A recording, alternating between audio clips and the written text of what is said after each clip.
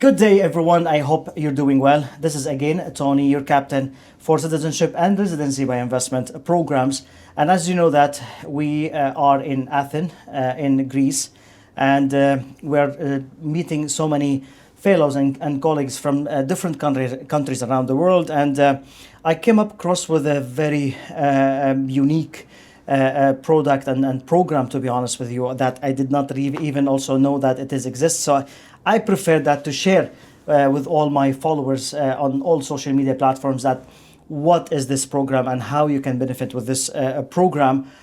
So because I always say that the message comes from the heart to the heart. So allow me not to introduce my guest speaker. I would love him to take the stage and introduce himself. Welcome. You, Tony. Thank you. So my name is Íelliya Bíloprágin. I'm the general manager partner of movetorussia.com. And it's what in the name, right? It's in the name, movetorussia.com. Yeah. And we are a specialist when it comes to relocation, investment, and getting the residency, and let down the line you can have a citizenship in Russia.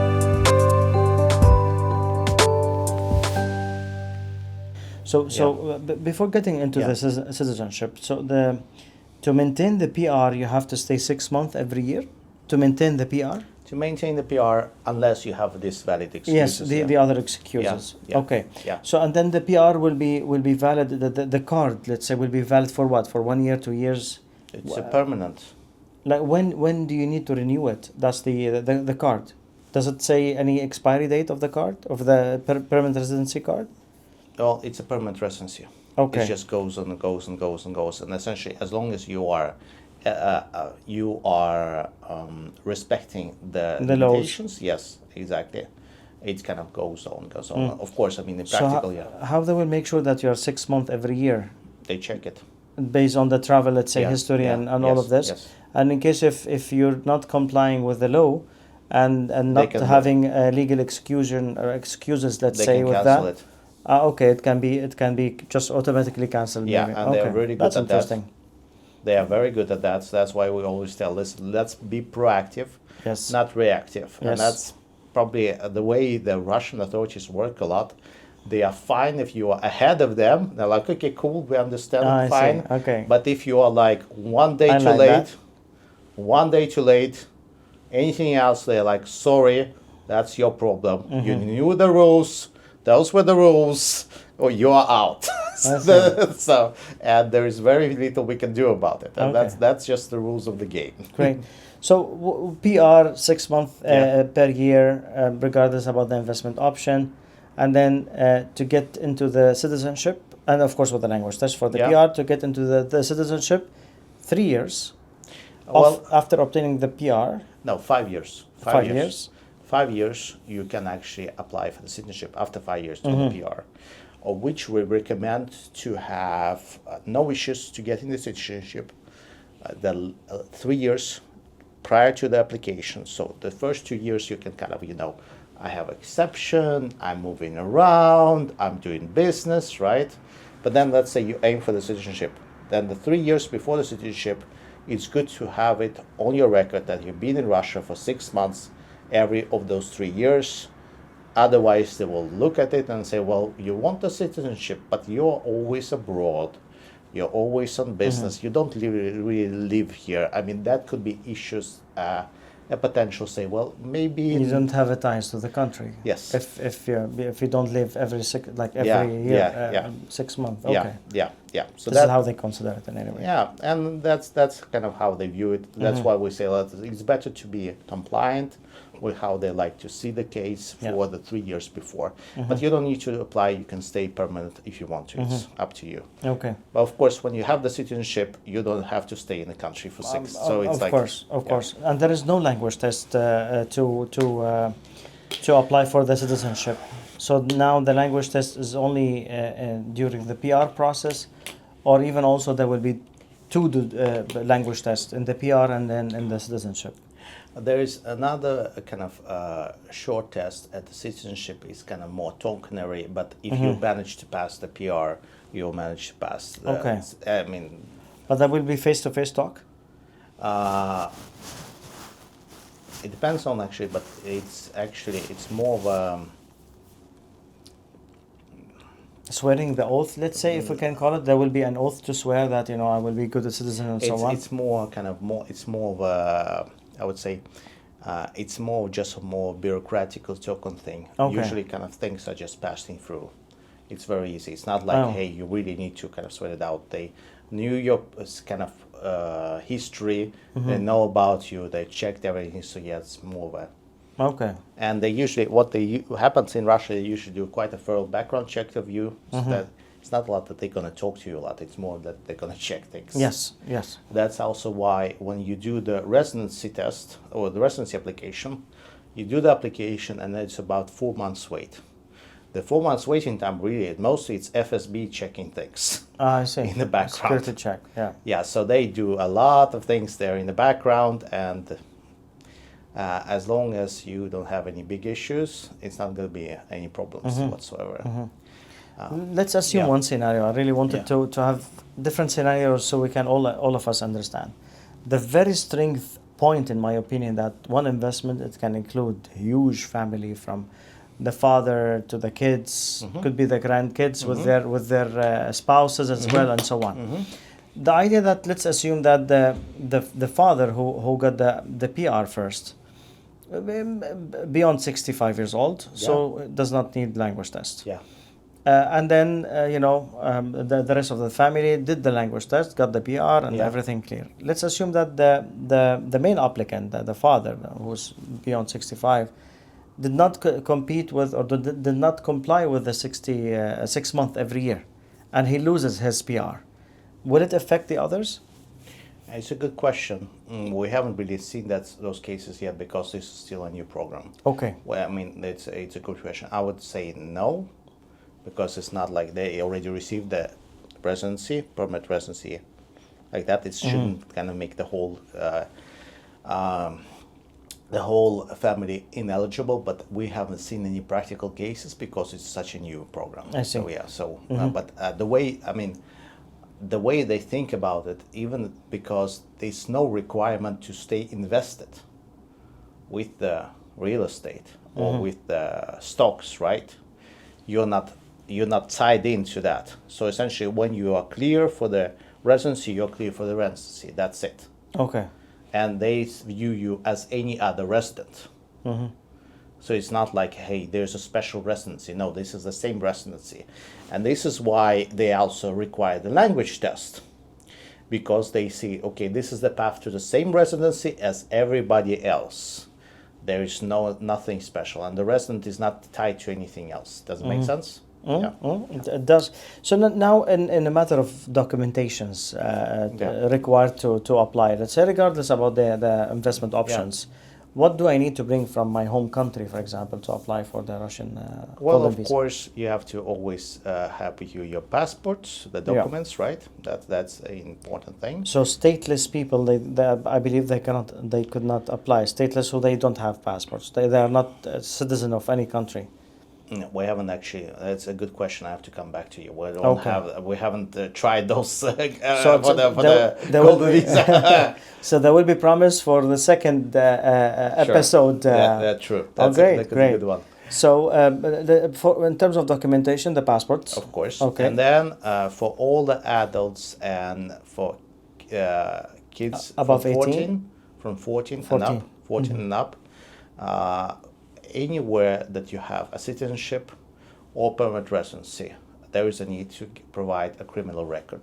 Police clearance from your home country and then the residential country. So from the nationality, so where you are national, where you have the citizenship, originally from, and also all the permanent residency ones. Permanent. Let's say if I have a temporary residency that Doesn't 2 years matter. in somewhere. Doesn't matter. Permanent residency. Residency. Okay. Or citizenships. But 14 years old, like I'm not sure some of the countries they really don't issue police clearance for 14 years old applicant. Yeah, well, we have to kind of do it case by case basis, but that's okay, and maybe write explanation that like why he cannot get it, because in some of the countries that police clearance, it has to be either if you are 16 years old. On some of the countries you have to be minimum 18 years old to get that issuance of police clearance certificate? I think they think about, I don't know, minor delinquents and stuff like that. Even if you can't go to jail, you still can be fined, or you can still have it as a, youth prison or something like that. So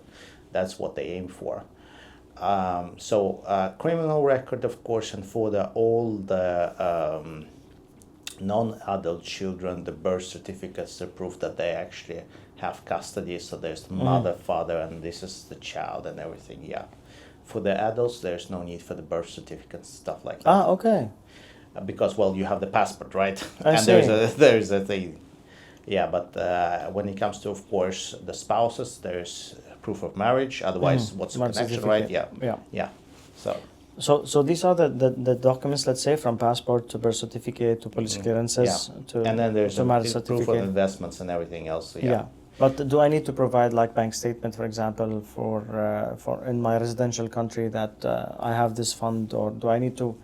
Well, to show the money is invested in Russia, and to bring the funds to Russia, there is also clearance to do that in the right way, and it has to pass through the central bank of Russian clearance system, and then there's going to be asking for proof of funds where they come from. So either it's a salary, right, or it's a capital gain, right, or anything else. It could be you get them from the how do you call it? You can have profit of the company, for example, Yeah, or I'm you thinking- sold an apartment somewhere else. sold the house, or you could have it from your relatives that passed Yeah, inheritance. away, inheritance, exactly. Okay. But there has to be the proof. The money can't enter Russia without this kind of proof. And it has to come from my personal account, or it could come from my company account. I believe it is not big deal, but maybe from someone else's account. Is there does the law, or have you ever seen in any application that you have processed so far? I mean, we would always recommend to have the whole thing straight. Of course. Because there is no real need. I mean, if you send the funds to Russia, and let's kind of back it out. It's not easy to send finances to Russia today, and that's part of the service that we can provide. We know the players in the market, they can do it within the current legal frame, but still do it. So you don't want to send things through crypto, for example. Even if you can hypothetically land the money in Russia, the tax authority is going to ask you down the line 2 years from now, where did you get the money from? I mean, how come you suddenly appeared with this money in Russia and bought the stocks? Or bought the house? Because it has to be there locally, right? So, I see. Yeah. So the money has to come from abroad. Let's assume that I have a business with a Russian company, and then I told them it can be in Russia as well. I mean, you can. Okay. Of course, it just it. You need to justify it, of course. You need to explain it. Yeah. But the money, even if it is in Russia, with other companies and so on, or with a person, then it could be invested in stocks or something like that. So I don't know if you have a friend in Russia that is willing to give you as a gift, and this is like free donation. Here's the money to invest in. That could be Well, if you have such a friend, let me know. Exactly. Or if you work for a company that pays you in Russia, that could be anything. If you have a capital gain in Russia, it doesn't have to come from abroad. The main thing, the money have to be legally yours in one way or another, and have to be from in Russia. legal source, and then with your name, and then to be invested in Russia. That's a pretty good. In terms of the process, since you mentioned that the program started in December 2020, 2022, and till date, how fast the process? In terms of, regardless about the investment option, regardless about the language test and so on, like I submit that I am fully complied with the law, regardless about all the criteria and options with the documentations. How fast the government will respond to get you the approval? 4 months? We are going through the whole thing in about 6 months. 6 months. 4 months a security check, and then the other 2 months is just a bit. So it takes it's a 6 to 8 months right now. The main thing right now, it for us, it takes about at least 2 months to set up the financial infrastructure, just to make sure that the client can transfer their funds free and clear all the way to Russia. Especially if, let's say, our client is part of the Western jurisdiction, right? There's no way you can send the funds directly from the West to Russia, and we have to build up the whole infrastructure for them first so they can do it. And we have the opportunity to do it remotely, so the people don't have to travel around the whole thing, but still, it's a bit of work. It's a KYC, it's the whole thing, right? And then, when the actual funds land in Russia, it depends, of course, what kind of thing, but let's say you do it for a social project or you do it for business investment. Well, it's quite straightforward, doing the investment, get the investment back, and then you essentially go to the right authorities, and they have to first pre-approve and say, hey, you did everything right, and you are actually eligible to apply directly to the permanent residency. That takes about 1 to 1.5 months. They're very fast. They usually need to do it in 30 days. They have like a strict rule, it has to be 30 days. And having said that, we have some clients that actually stay at that stage. So they receive the pre-approval, but they don't file for the permanent residency yet, because A, they wait right now for the Russian language test to either be postponed or maybe cancelled. And B, maybe they are not ready to go to and move to Russia yet, but they kind of want to have this card that's, hey, I'm pre-approved already, but I'm not filing yet. I haven't applied for the PR. Yes, and then the next step is applying. There's no expiration for the approval in a sense so far? Officially, no. Officially, no. Okay. And So of course, it's it's a new program. We'll see how they will adjust it. But I mean, the way we spoke with the regulators, they said, well, listen, well, we'll see. But for now, well, yeah, as long as you're not abusing this too much. Yes, misusing the system. Yes. So I think it's probably not a good idea to park it for 10 years. Absolutely. But there is a pause in the process you can do there, get them pre-approved, and then essentially, let's say, 2 months to set up the infrastructure and the whole thing, do investment and everything. So within 3 to 4 months, you can have a pre-approved paper. That's it. And then if you want to file directly, then it's another 4 months, and you're done. So the security check comes where, and in which? The security check comes last at the 4 months, essentially. I see. Okay. So you apply first, and then you're clear. But I mean, you have to be. There is some very. You have to be a very strange bird not to pass the security check. So as long as you're straight and forward businessman, citizen, anything like that, there is no room for any kind of alarm. They do take their time, but yeah. I always say that security check is the most important element. Yeah, but in our industry, to make sure that the person is really clear, not to abuse the system, as you mentioned, not even also to do anything, or to make sure that the person is the right person. Sure. Doing that investment. Is there any regulations or any, let's say, requirement to open a bank account in Russia? Well, there is no way you can avoid it. You're gonna need it anyway. Yeah, but before applying for the PR, let's assume that I'm ready to apply for the PR, and then I need to whether these options, whether the contribution, opening the company, or investing in a company, or even also in the stock. Do I need to open the bank account first and then transfer the funds, regardless about the way and so on, to my account in Russia, and then doing the investment, or I can do it, for example, if it is. If let's say the bank system allow me to transfer directly from any bank account abroad directly to the social service or to the stocks or so on. I think hypothetically you can maybe do it from abroad in one sense or another, but we would recommend anyway. I mean, most of our clients would like to prefer to see their funds land in Russia on their own bank account, right?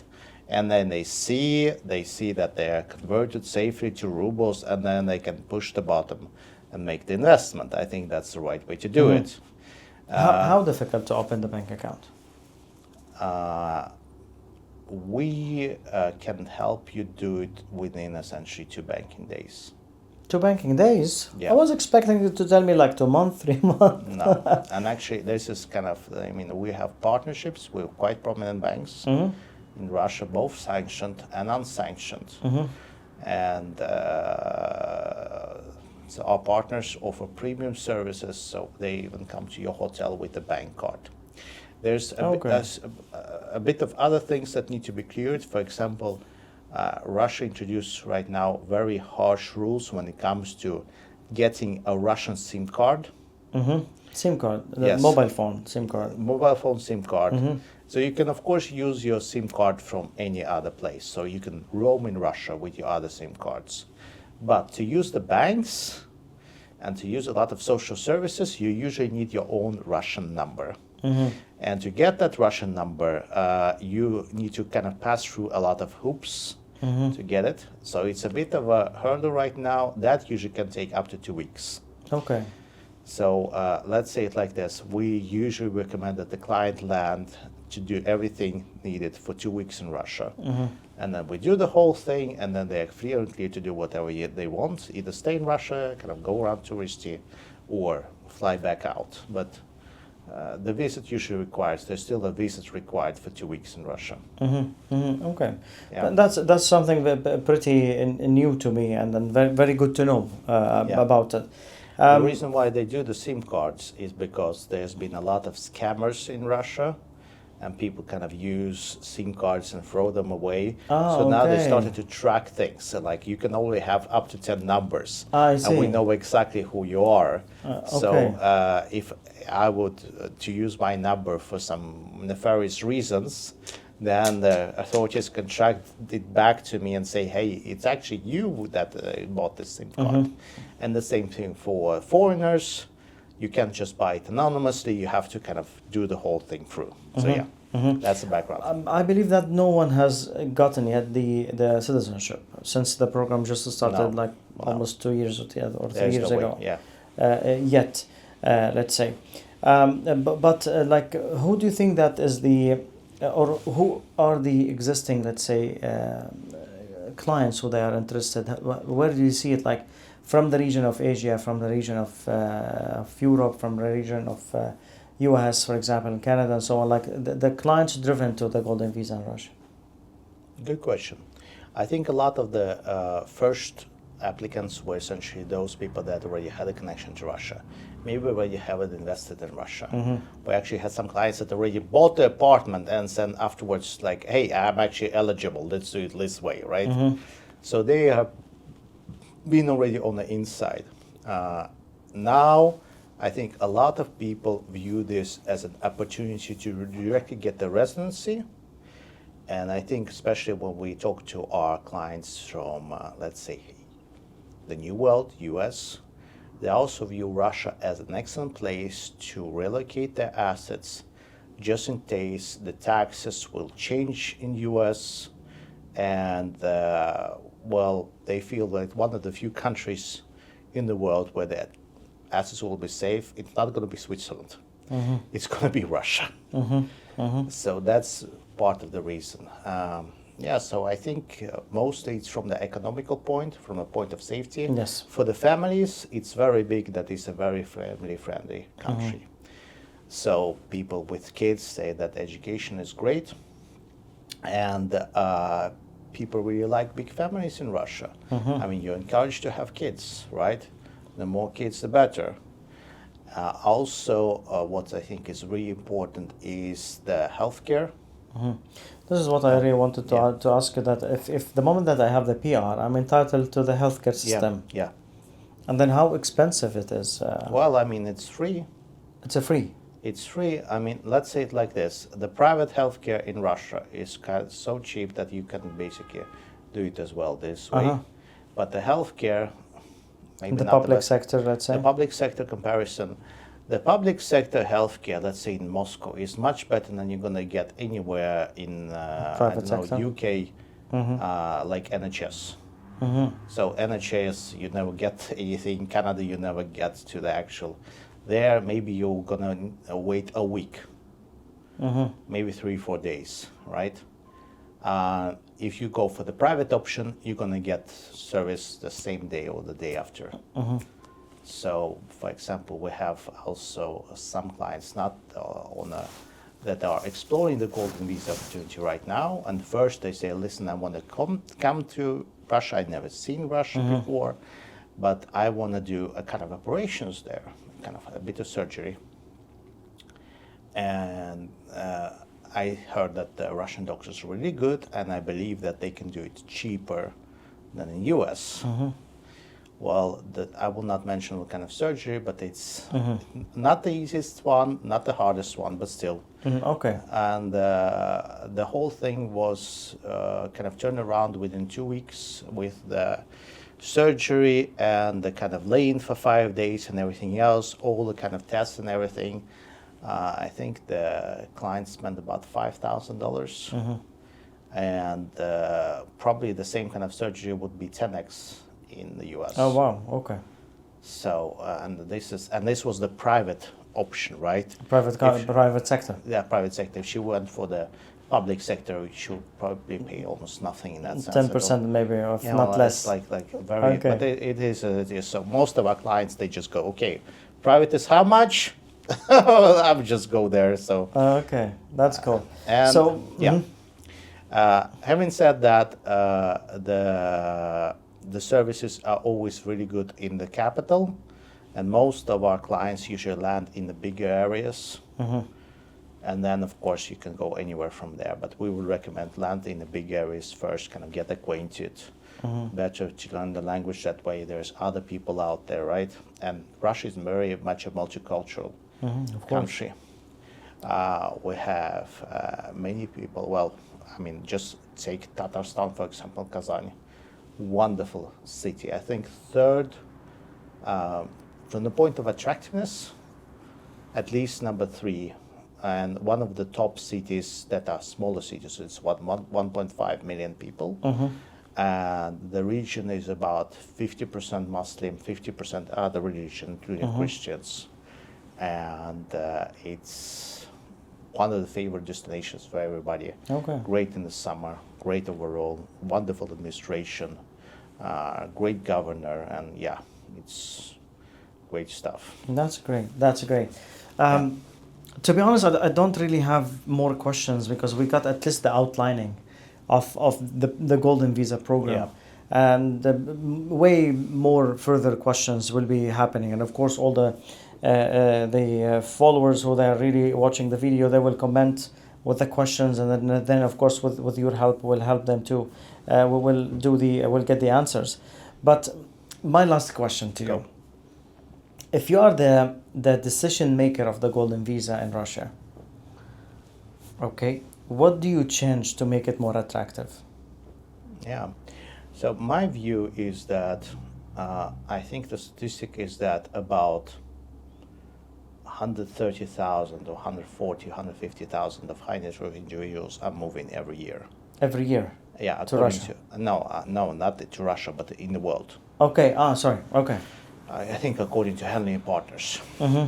I believe that number is going to go up in the next Absolutely. 5-10 years because things are getting more and more crazy out there. And I think that Russia can easily accept at least 20,000 people every year of those kind of golden visas without even breaking a sweat, because Russia is so big. It's 144, 155 million people. It's the biggest landmass. It is the biggest country in the world Exactly. in terms of land. Independent when it comes to resources, independent when it comes to food, second largest fresh water reserves in the world, I think, after Brazil.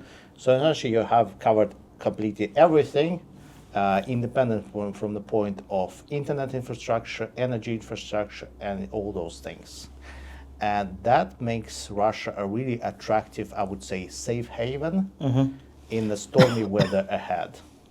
So to people that are maybe considering going to, I don't know, maybe more of a smaller countries, think from the point of sovereignty, that for the turbulent times ahead, you probably want to have that card in your pocket just in case case. if it is needed, yeah. Yeah, that's what is needed. So, and I think Russia would be very happy to accommodate that, because 20,000 per year for 10 years, that's 200,000. That's nothing really from Yeah. the point of Russia. So it's, Yeah, there's- that's absolutely. But Yeah. coming back to my question, Yeah. what do you think what is the advantage and disadvantage in the golden visa, the current golden visa today? Like, for example, you mentioned about the language test for the PR. Yeah. It could be it would be better if it could be postponed for Of the course. citizenship. Of course. Do you think that if the 6 month stay per year, if it can be reduced in a way that it will make it more attractive for a few days or a few months or this month, let's say, compared to the other countries? Well, I think, of course, it's obvious. I mean, the best possible scenario from the point of attractiveness is, of course, no language tests and no stay requirements, right? That would be perfect. But there are very few programs that do it this way. And also, Russia, I think, from the authorities' point of view, they compare themselves to the big countries. So the way they think is like they look at the US and say, okay, how does US does it? We are kind of like US, so we need to kind of make sure that in the end, I would say even investment-wise, it's not so much about money for Russia. They like to attract talented individuals, good families, and make sure that actually they come to Russia, they stay there, they integrate and kind of Involved in the community and Yes, society to yes. be part of the Russian community Yeah. and then become a Yeah. citizen. Yes, and this is kind of a balancing act. You probably can accept a bit of people that kind of have a free card, but it can go out completely of proportion, right? Otherwise, there's a risk that this program will be the victim of its own success. Sooner or later, there's going to be some national kind of, I would say, politicians are going to say, hey, those guys are selling Golden residency, right? But that's not the story The that we case, want to yeah. have, right? We want to have the story right. Actually, this is talented individuals, good families, some great people, right? That may be looking for retirement or that are bringing resources and their knowledge to Russia. That's the right story to have. Okay. That's, I think, and that's the balancing act that we will need to strike and adjust. And then we're hopefully going to ease the criteria, but I don't think it's going to go all the way through to 0 days and no language whatsoever. That's probably never in the cards, but it is as it is. Just to clarify one point, we did not cover it, that any not discrimination, any banned countries, nationalities, let's say, to apply? Or Officially, no, but unofficially, there is a list in one sense or another of the actual nationalities that are harder to go through. okay, In one sense, like a practical, based on maybe political matters. And this is kind of, and we take it by case basis. Okay. We know what nationalities are harder, which knows what nationalities could be easier, right? And it's not quite straightforward. So officially, there is no kind of Okay. But everybody in the can process, you'd have noticed that maybe during the process, some nationalities may take longer than others to get the process of the application. No, not from the point of the process, from the point of scrutiny and from the Okay. point of how much they actually look under the hood. Okay. In that sense, right? But it doesn't matter. It shouldn't stop anybody. You should still apply and go through the whole thing. It's more towards. It's always every kind of security check. They have their own list of high-risk countries versus low-risk countries, and if you happen to be on a high-risk country, they're really gonna look under your skirt, every possible way. So that's at least the idea, or that's at least what we hear, right? What they do. I So see. yeah. But, questions always come up. Have you ever got a rejection throughout this 3 years, let's say, for some applications, and why? Let's say it like this: so far, the only thing that is there, if we haven't, and not us, but the others that are actually doing it, that they did not comply something with the actual rules. It has to be according to the book, everything. So I mentioned, for example, investment. It has to be over 30 million. It can't be like, hey, we lost a couple of 100 rubles. Okay. Sorry, No. Yeah. So it's that's like, the minimum. yes, That's the it minimum. has to be. It always have to be exactly according to the regulations. Otherwise, there is no way they're gonna be lenient. Mm-hmm. There is no way that gonna be say, hey, we like you, you're still gonna pass. No, has to be within the right frame. Has to be everything has to be done by the book. Has to be everything has to be filled out correctly. If you are not filled out correctly, here's your application back. Redo it, do it again, and then come back. Yes, but it's not like there's always opportunity to refile and stuff like that. So it's not like hey, you done it wrong and you can never file again. No. Okay. Of You course. can correct your things and then come back. Yeah. So that's of course That's possible. very good. And the only reason why there could be a potential rejection is, of course, there's going to be a security thing. But then it's back to, I would say, FSB. So the kind of Russian FBI in one sense or another that has, well, there's something really, really, really thing. And also, from our side, having said that, we actually, as a company, don't, and this is not for the golden visa. We do a couple of other services as well, and we do take the migration authorities to court if we believe they've done it wrong. And so far, another problem we always go through, because the reason for it is that sometimes the regional migration authorities, for other kind of ways to do it, sometimes do a wrong decision. And that's maybe because the people are fresh there, they're unexperienced, they don't know regulation, right? And then it happens everywhere. Yeah, so one shouldn't be afraid about it. The main thing is that we keep our cool and we say, listen, let's do it the right way. But we prefer never to put the migration authorities on the spot, because we want them to look good, and we look good, and everything is great, and everything is nice. So this is why we work very closely with them to make sure that everything is pre-checked. Everything is done by the book. They like it this way. We like it this way. The client like this way, and everybody's happy. There's no worries. There's no. I always call it is win-win situation. Yeah, exactly. I have no other questions or no further questions, let's say, other than what it was so insightful information about the Russian golden visa. To be frank with you, I can see that it's a new baby, if we can call it, just 3 years old, or almost 3 years old. There will be a way to develop in different aspects, in my opinion. But at the end of the day, it is really good potential option for few people or more people in the upcoming days and years, let's say, towards that investment sector in Russia. The very great matter that you can have it for all the family. I haven't seen it anywhere else in the world. There is no option in the world, whether a golden visa or citizenship, that you can include all your family members, including the like independent kids, as example, or the parents and so on.